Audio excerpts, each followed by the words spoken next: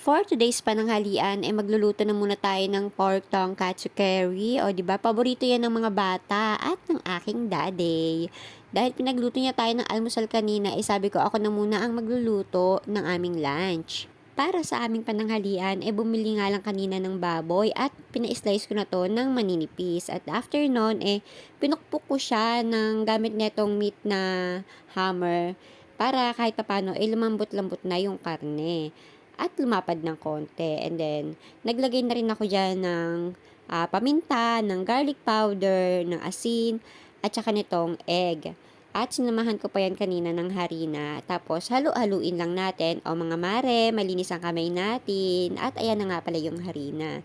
At imimix lang natin siya ng kaunti. Tapos, itatabi lang natin siya para kahit papano, manuot yung lasa ng mga nilagay nating condiments. Gumamit din pala ako dyan ng